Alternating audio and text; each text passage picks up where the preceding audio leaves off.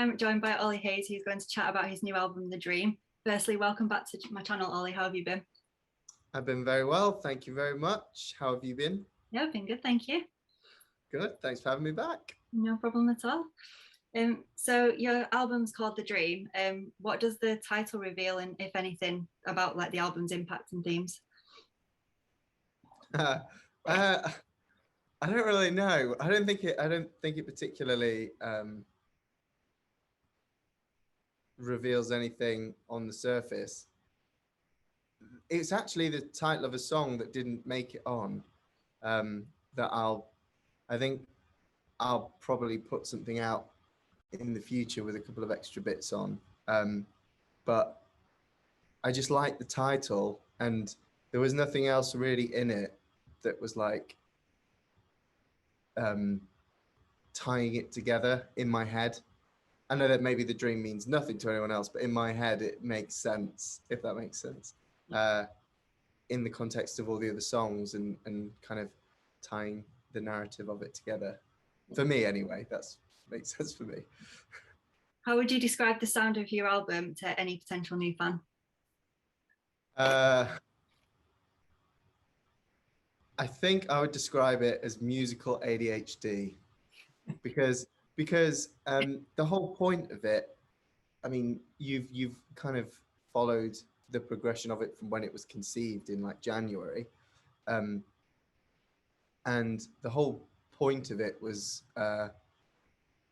supposed to be a lockdown EP, and it just got bigger and bigger, and then it kind of just became this thing that is a thing. I mean, I call it an album. I think I call it an album just to call it an album, but I don't really know if it is. I think it's more like a playlist with a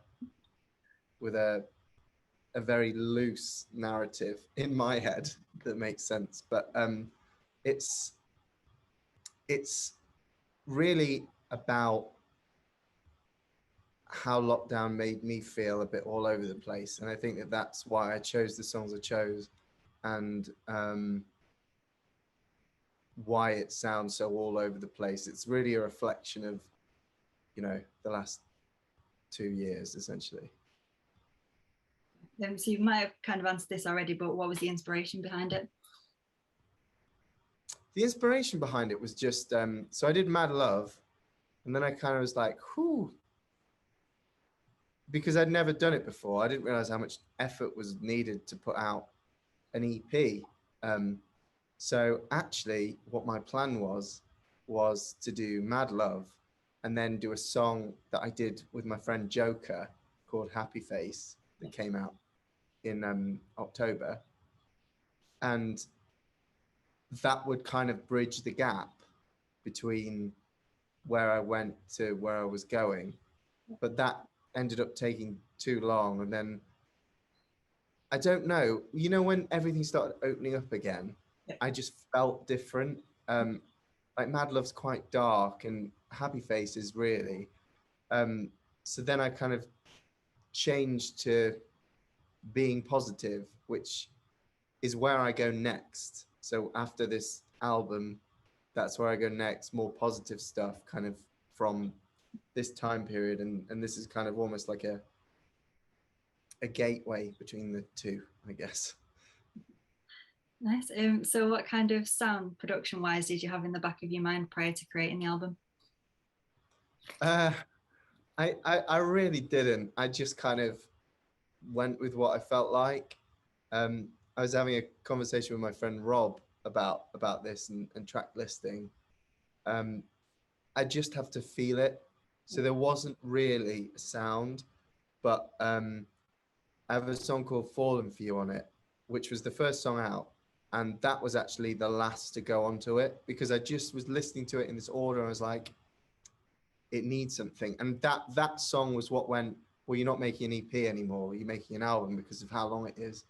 And because there are some other songs that are flying about around it that were kind of supposed to come out periodically in between, like as B-sides and as like a deluxe version of the album. But then I thought, well, just do the thing that you were listening to, and then we'll revisit those, because the stuff that's come comes after the album's out.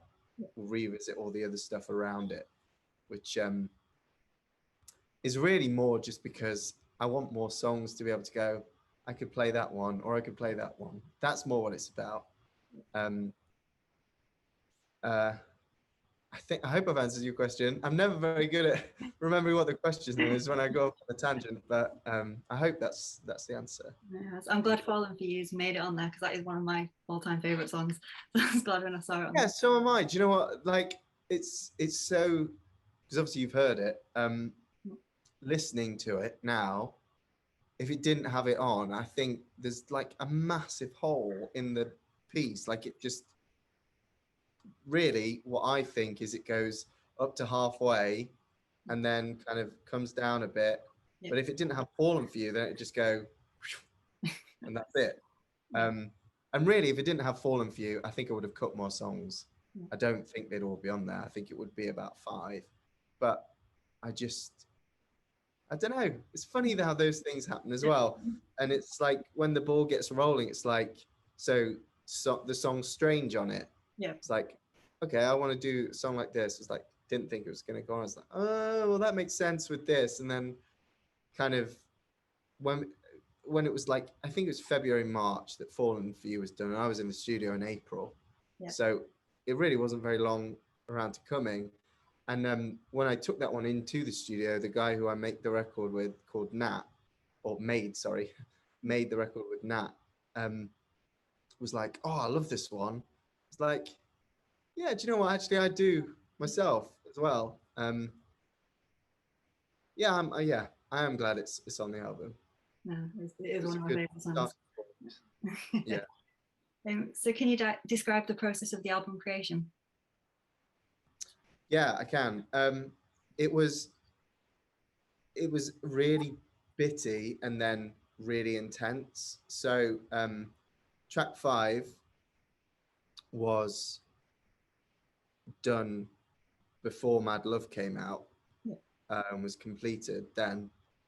And I thought that was going to be for, because in my head, it, like I said at the start, it was going to go Mad Love, Happy Face, then like this mega album thing, like an actual album, not like a lockdowny thing, like a whole huge thing, like 22 tracks, just immense.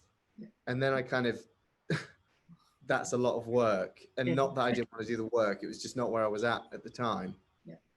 And so that one was done then. And then Glitch was an experiment of like just messing about, just enjoying myself. And then, so I had those 2 points and I was like, this could be a really just like an experimental thing, because they're not just songs, commercial songs in the sense of anything else. And in my head, when I was creating it, I always try and weigh up, you know, what you've got to build around and kind of those things. So the songs that those 2 created, Glitch particularly created a song called The Dream. And I made that and was like, great, I've got that. I was like, that's going to be my 9, my track 9, my end of the thing. And then all of a sudden, Blessings came along. I was like, okay, that's better. It does the same job. That's better. That's going. And then it was like really a case of 2 months of like listening to songs all the time and finishing off all of these bits that I had, because Fallen for You was started March 2020 was when that was started with the jingly jangly guitar, and then I just left it because it was never right and I couldn't work out how to finish it. And then by the end, and then I heard a song by No Roan called Spinning, and I was like, oh, I really liked it, and I started running as well at the start of this year, and I was just running up and down for like 3 days, listening to this song, and then kind of like the next time I hit the piano, I was just like the bum bum bum bum of Online. So then that one just appeared out of nowhere, and that was really quick. Online was rapid. Liars was complete 2019, and the lyrics were the last lyrics. I think they were really difficult because I didn't have anything to latch onto. Like all of the other songs are latching onto things that happened, and Liars really didn't have anything to latch onto. Yeah. And then something happened that I was then made aware of via Twitter, actually, funnily enough. And I was like, yeah, I know exactly what this is about. So yeah, I think, again, not sure if that's answered the question, but yeah, it's good yeah. to know. So what are the influences behind the album? So as I said in the last one, Glitch was an experiment. Glitch was just me going, I wonder what happens if you just take the amp off a guitar and just play it through the pedal. Because I don't know, I'd seen a Beatles thing about fuzz boxes and stuff, and Paul McCartney played just straight through the fuzz pedal into the desk. It's a really angry sound. So I did that. I was like, oh, that sounds kind of electronic and digital, despite the fact it's quite angry. So that was really where Glitch came from, just an experiment, and like, oh, this sounds interesting. Strange came about from a conversation with my friend Loz. I was in his kitchen at Christmas, and we were just talking about stuff, and we were talking about like noughties emo bands, and we used to listen to this band called Aiden. I don't know if you've ever heard of them. No. But I was like, it came up into conversation. We were looking at lineups from like a download fest from ages ago. Because when we were in like primary school, we used to collect Kerangs. Yeah. So we were like proper into all of that kind of stuff. And we were looking at this lineup. It was like, oh, Aiden, can you remember them? And we started listening to some of their kind of music, and I was like, do you know what? I don't know what. At Christmas, I was like, I don't know where I want to go next. So I was like, I've never tried to make an emo song. I've never tried to do that. Let's see what happens. And Strange appeared. Strange was like just there. It was like, there you go then. This is what an emo song sounds like. But then from that point, so many times in my head, I was like, see where else you could go with that. And every time I've tried to do another song in that style, I've struggled with that particular one, which is interesting because in the half eight, that was like our go-to thing, big guitars and stuff. And so that was an interesting thing in my head. I still haven't quite got over, but I would like to do some more of that kind of stuff. Online origin was that kind of, I just gone for a run, sat at the piano, I just got bum, bum, bum, bum. It's like, this is great. Let's see if I can just build a song around that. And honestly, Online was done in 4 hours. It was, and that's really quick for me. There was the lyrics were really intensely refined to the point where it's like, this is exactly what I want to say. I'd gone through all of the possibles and stuff. And then Liars, like I said, Liars was really old because I had like a thing. And I was like, I don't know what this is for. Do you know what I mean? I feel like it's kind of in your face. And what I actually did with that one was kind of left it. And like I said before, I saw something on Twitter and was like, it just stirred up old memories from like a few years ago with these managers that we had. And that was what the Twitter thing was about. Seeing what they'd done and stuff. I was like, That's, I know exactly what I'm talking about. That, and then the song itself, like I like, that's why it's a bit all over the place, because I like latch on to things. So I think Liars is really me trying to be Taylor Swift, but reputation Taylor Swift. And yeah, so that's that one. Ambient 2, well, it's called Ambient 2 on your thing. It's called I Wouldn't Say I Love You, but I Like You Quite a Lot. Um, is one of two. So, you know, on Mad Love, there's a song called Dark One. Well, there is a song that I have that I don't know what's for anymore, but it's called One. Yeah. And it was kind of like, you know, I was saying like changing from darkness to light with where I was wanting to go. That's kind of what that song did. But it was like, while I was in this headspace, I wanted to see what else I could create around that kind of thing. So that's where I wouldn't say I love you, but I like you quite a lot, or Ambient 2, as it was called then. That's where that came from.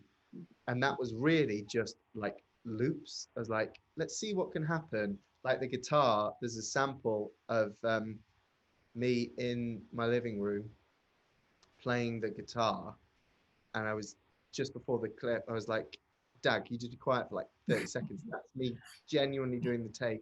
And I just kept it in because it worked. Something about it worked. So that's that one. Who Do You Think You Are? Who Do You Think You Are was part of the original lockdown songs that I wrote in March 2020. Because I was like, you know, when everyone was first things like, well, what do we do now? It's like, I know what I do. I go and work at studio and kind of go through all these songs. So that was originally called Locked Dwan 6 because I got my W and my O mixed around. And that song's really inspired by a lot of it's to do with like going out and driving, which is something that I like to do, like go and think in your car and stuff. And that kind of sound, I was listening to a lot of Post Malone at the time and that kind of SoundCloud rappy stuff. And I was like, well, I don't think I'm quite cool enough to do that, but let's see if I can get away with this. So Who Do You Think You Are is probably the closest to the, what do you call it? Closest to the bone with what I'm talking about for me anyway. Uh, but that's where that came from. What are we on now? LSKC. LSKC came about because of the live streams that I did at the start of the year. So I only thought it was going to be like 1, 2, 3 weeks, and then it was like 4, 5, 6, like 10 weeks of it. It's like I'm running out of songs. There's only so many times people want to hear me play the same old stuff. So I was then kind of had to look back at old stuff I had and songs that basically to fill the time on a live stream. But I played it, and I've had this song for so long, and I played it and was like, I forgot how much I liked it. Do you know what I mean? I think because I do that quite a lot with songs anyway. It's like you do it, you work on it, and then it's kind of pushed aside because you're working on the next thing. And then some of them you come back to, and you're like, yeah. Some of them you're like, meh, they just rot on a hard drive. But yeah, I had this for like years and years and years, and I was playing it, and all the versions I have of it were never right. They were just never the right vibe for what the song was trying to say, and what and where it came from, like lyrically and musically, even where the song came from. So I never cracked it. And then like the slide guitar thing that's in Who Do You Think You Are? That was the thing that was like, we can try it. I was like, okay, now this is how it was meant to sound all along. So that's where LSKC came from. I loved it when you played it on the live stream. Really. Did you? Thank you very much. I'm very proud of that song. I think the lyrics say, I'm aiming for a thing with my songs from now on of saying everything and nothing at once, if that makes sense. They're like really specific things, but you know what they mean. Yeah. Or one would know what they mean. So I I think LSKC is where I'm gonna go with my next songwriting. I think Fallen for You. Don't worry, we're only on track 8. It's only 9. Fallen for You came about because I was listening to the album as it was then. Before that, I was like, it's missing something. Don't know what it's missing. And the sun started to shine a bit more. The nights were getting longer. I was like, wouldn't this be perfect for like May time? And then I was too slow at putting it out, so it wasn't until the end of June that it came out. But yeah, so that's where Fallen for You came from. It was really just, it needs something like this, and it ended up being all right. And Blessings was one that just fell out the sky. Blessings was written really late at night. I felt really rubbish about something, and I just sat down, played these chords, and it's just spoke. I don't. This sounds so arty, but the chords just spoke to me, and I knew exactly where I had to go with it. And again, lyrically, it's like right. It's just right on what I was doing at the time.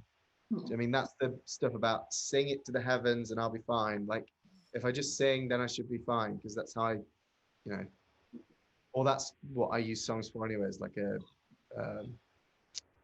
coping mechanism, so to speak. It's a great way to sort your mind out a bit. But yeah, so now 40 minutes later, that's how all of the songs came about to be. So now you've gone through like all the songs on the album. What is your favourite song? Was my favorite? Yeah.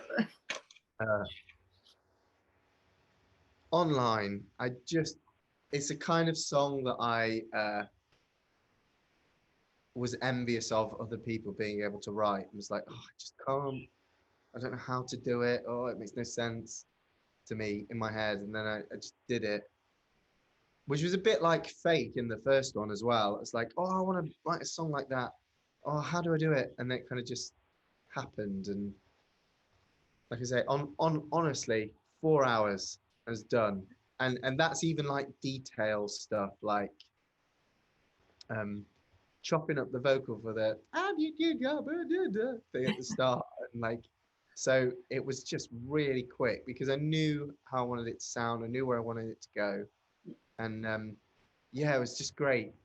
It was, yeah, I think that's my favorite at the minute. But there's a little tune in that about 2 minutes 50 that I really like.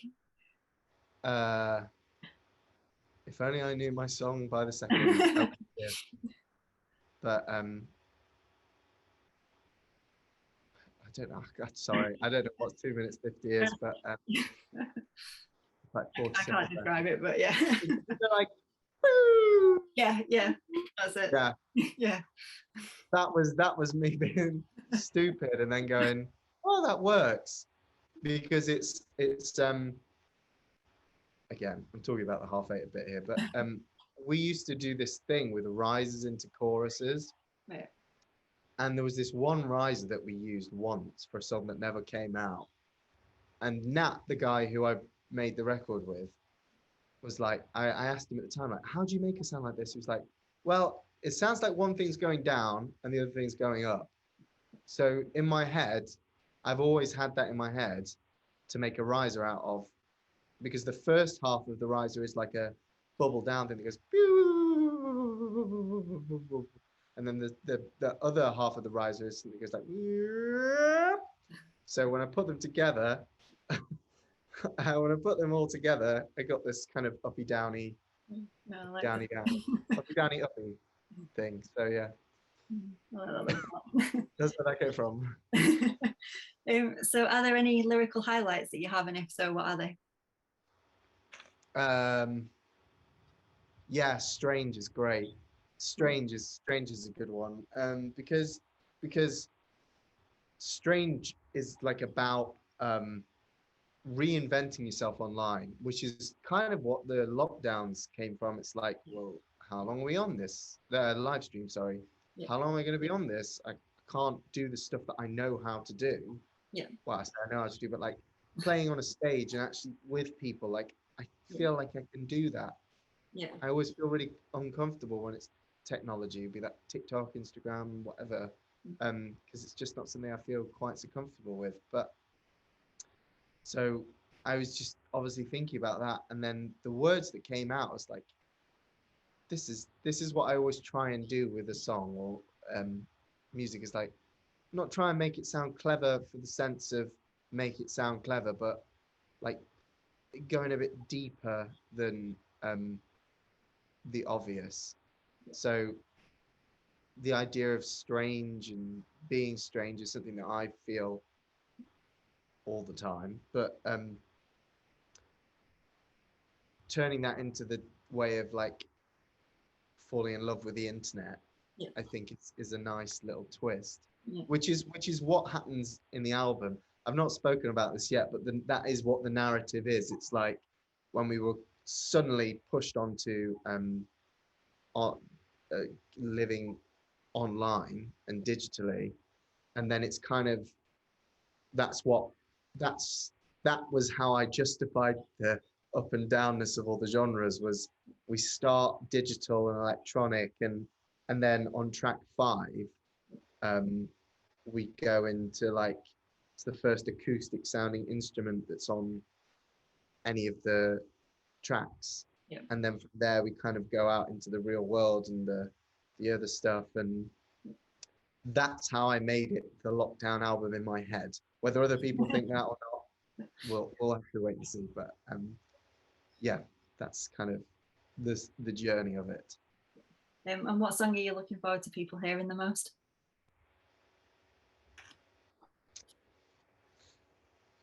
By the time this comes out, they will have heard Fallen for You and Online.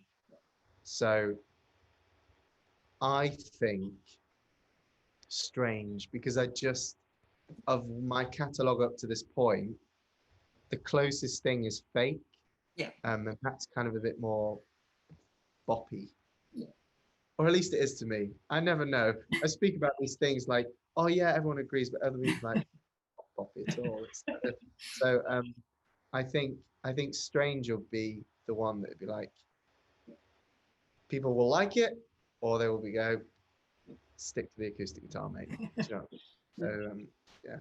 I love it. When I heard it, I was just like, yes, Ollie, I love it. As soon as it kicked in. Like, honestly, it's a bit alien to me as a song, really. Just the way it's structured and the parts and stuff, and the guitar parts that I played is not how I would normally play the guitar, and that was an interesting way of that song particularly working at, working in specifically trying to get to a genre that I'd never done before. I don't know how to do, and I've only got my experience of, reading Kerrang when I was like 10 and listening to that kind of music. That's all I have to kind of fall back on, so to speak, with it. So yeah, I'm proud of that one. I'm proud of all of them, because they all kind of exploded out of nowhere. So yeah. But strange. Yeah, strange is the answer. So moving on to the album artwork, what was the idea behind it? What was the idea about the album artwork? Let me let you into a little secret about that. We'll get all the gossip now. That album artwork was really, I should probably have some new photos taken. And I got the first mix back of the album. I was like, oh, I want it to be this kind of vibe. And okay, I want pastel shades and sunsets and all of that kind of stuff. And then I was literally, from filming, it was last week that I put it on. And I was like, if you want it out this side of 2022, you've got not very long to sort all of that out. So it's like, right, I'm going to either have to create an artwork or find one that I've already got. And what I've started doing with photo shoots is picking the best ones and then saving the other ones, because you never know. Like I said to you at the start, I hadn't done an EP before Mad Love, and I've never done an album before.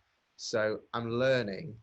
And really from now on, I think I'm only going to do albums. I'm not going to bother with smaller things. Um, and I'm like trying to work out how I navigate that. Yeah. So anyway, long story short, I had this photo and I was like, I've got it. I've not used it. And it was my favorite photo from the first photo shoot I did. Okay. And that was shot at the start of April. So it's nice that it's full circle. And I was like, do you know what? Go for it. It's got the pastel shades. It looks vibey. It kind of, it's kind of everything and nothing in a photo. To me, anyway. Oh, not everything and nothing in a photo, but the album in a photo. It's a bit all over the place, a bit jittery, but it's got that summery, pastel-y vibe as well. Like, so I was quite lucky really with the artwork. But obviously because of that, there's only like a couple of photos from that shoot that haven't been used or haven't thingied yet. So what I'm gonna do is create little photo books for the album of the stuff that I've done and not released, or photos of things that I've got up to. So that's my plan. Yeah. So what memories will you take away from creating the album? Oh, it's immense. So I've learned so much on this album. You know, it's one of those things where people say, just do it. Yeah. Like, I was so scared of calling it an album or putting out an album's worth of songs and going, well, what do I do with this? How do I navigate? How do I promote? I wouldn't call it, I don't have a large fan base. I'm not like, do you know what I mean? Yeah. I'm still growing. I'm relatively new. So it's like, do you know what? Just do it. Commit to it. You said you were going to do it before Christmas. Put it out. And I have some wonderful memories, like the shoot, the album shoot. I remember. Yeah. And I've had a few photo shoots before. It's like I can't even remember doing that. Yeah. And one of my favorite things was for Fallen for You. Me and the photographer did 2 nights in my favorite place in the world, Wellow, and drove through there the other week. Yes, you did. You did. And that was one of my favorite things I've ever done, and for no other reason other than the sun was. It was just a beautiful night. It was a mental thing to do, go and stand in a rapeseed field and record this stuff, and it was like so haphazard. The videos and the stuff that you've seen look all right, but we climbed through this rapeseed, and then I set up all my audio equipment on this small little box. It was just out of shot. It was really, and you know, it was. We didn't know how many cars were going to come past, what the sound quality was like, or anything. So that was a wonderful day. But then there was a video shoot that I did for Fallen for You that was just amazing, and I will put a Fallen for You video out, but what I'm thinking now is it's a bit far along the process. Yeah. That will end this album cycle, I think, that video. But it was in a poppy field in the height of summer. It was on June 12th that we did it, on a Saturday morning. We were there from 10 o'clock in the morning till 4 o'clock. Yes. 4 o'clock. And the shots, I did an advert for Fallen for You of me sat in a field playing the guitar. Yeah. And that was what it was. It was just a day messy about in the poppies and getting some awesome shots and stuff. So yeah, that was great fun to do. What else was good fun to do? Collaborating with people. This album gave me confidence to go and meet other musicians and work with other musicians as well. It's like, I can do this on my own. Let's see if I can do this with other people. So I have that as a memory, which is not strictly the album, but it's something that the album enabled. And for online, online is my first music video that I'm going to release. And I'm very proud of that because I am the equivalent of a stone when it comes to knowledge of technology. Like, I'm really not very good. My brain just doesn't work that way. So to create an entirely digital video Yeah. is something that I'm particularly proud of myself for doing. Yeah. And although call it a memory, it's a stressful memory, but it's something that it's like, I remember having a conversation in April when I was like, okay, I'm trying to work out my visuals for this record. My friend Chris, um, he does like video effects for big Hollywood movies. And I called him, I was like, oh, thank you so much for speaking to me. Do you know any way that I can make myself digital, but without spending the fees of a Hollywood movie? And he was like, um, so it's like, you're going to have to scour the internet a bit and let me know if you manage it. And it was one of those things where it's like, I nearly gave up in June and was like, you're going to have to think of something else. And then in July, I found this thing and was like, you're going to be able to do it. And so that's something that I'm proud of for myself. Yeah. I also think it's not bad. It didn't cost me very much. It cost me time, but it's stuff that it's like, this is what I aim for. This is what I've achieved. So memory wise, there's a lot of like things, goals and personal things that this album I will remember for. So finally, what's next for you? What's next for me is uh, I put the album out on the 17th of December. Mhm. Then everyone gets hunky-dory about Christmas, spends time with their family, and really it's a cheeky way of not having to massively push an album, because you're either going to get it or you're not, and then you're going to be engaged with your family. So that's why all of the stuff up to it has become intense from the start of October through, because if you don't know I'm putting an album out by the 17th, then I failed at something. But I'm